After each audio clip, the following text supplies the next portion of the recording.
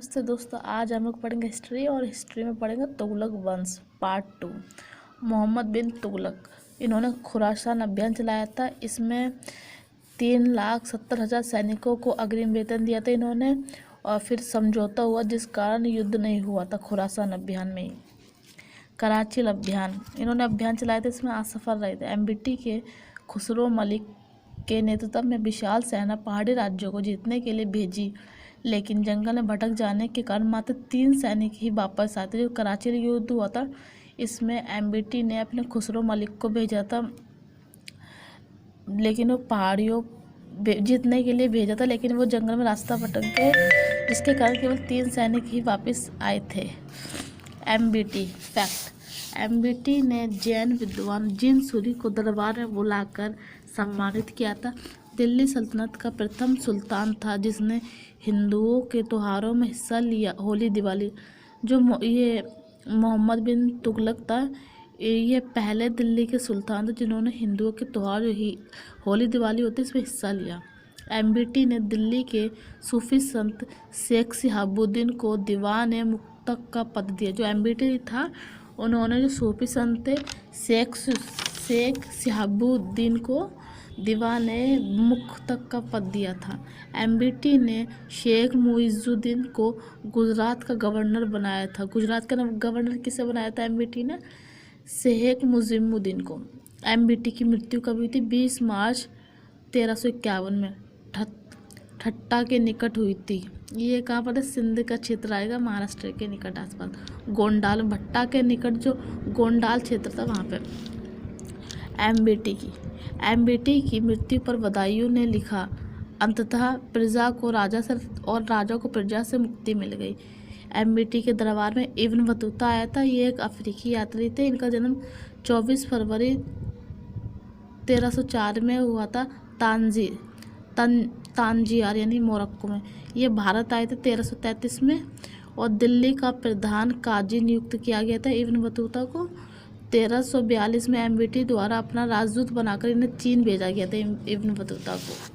Firoz Shah Tughlaq, FST Firoz Shah Tughlaq 1351 से लेकर 1388 BC तक इनका शासनकाल रहा है।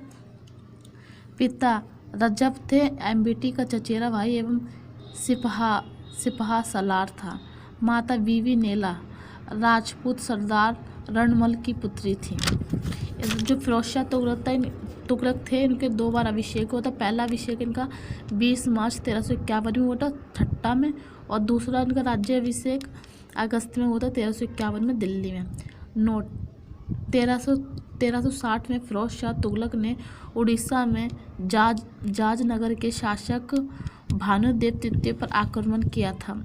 1360 में जो जाजनगर के शासक थे भानुदेव पर उन पर उन्होंने आक्रमण किया था फिरोज शाह तुगलक ने।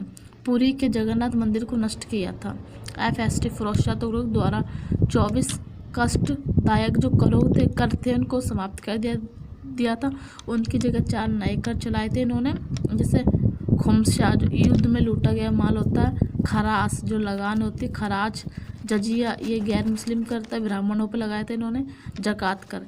इन्होंने एक नया सिंचाई कर लगाया था, इसे शर्ब कहा गया। ब्राह्मणों पर इन्होंने जजिया कर लगाया था। अनाथ एवं विधवा मुस्लिम महिलाओं के लिए दीवान खैरात नया विभाग बनवाया था फिरोज शाह तुगलक ने। FST के शासनकाल में सबसे ज़्यादा दासों की संख्या थी। इनकी देखरेख के लिए दीवान बदगान विभाग बनाया था फिरोज शाह तुगलक ने। सैनिक पदों की वंशानुगत बनाया गया था, तो सैनिक का बेटा सैनिक ही बनेगा, वंशानुगत था। 300 नगरों की स्थापना कराई थी FST ने। फिरोज शाह तुगलक ने प्रमुख नगर था हिसार, फतेहाबाद, जौनपुर, फिरोजपुर। जो जौनपुर था ये एमबीटी यानी मोहम्मद बिन तुगलक की याद में स्थापना की थी इसकी। सबसे प्रिय नगर इनका फिरोजाबाद को बनाया गया था FST का।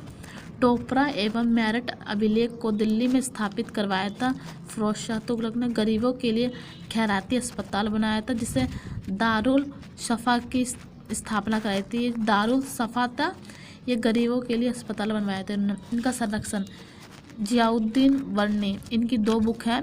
पहली तारिक ए फिरोज शाही, दूसरी फतवा ए जहादारी। इनका जन्म जो जियाउद्दीन बन्नी थे, इनका जन्म आधुनिक बुलंदशहर में हुआ था। इन्होंने जल घड़ी का आविष्कार किया था। फिरोज शाह तुगलक ने सिक्के चलाए। अद्द अथवा बिक चांदी तथा तांबे के मिश्रण से बना था। नया सिक्का चलाया इन्होंने शशगानी सिक्का, जो खलीफा के नाम से लिखा था। इन्होंने अपने सिक्कों पे खलीफा लिखवाया था। स्वयं को खलीफा का नायब कहा इन्होंने। इनकी मृत्यु 20 सितंबर 1388 में हुई थी। अंतिम शासक नसीरुद्दीन महमूद बने थे। इनका शासनकाल 1398 BC से लेकर था। तैमूर लंग का आक्रमण हुआ था इन्होंने।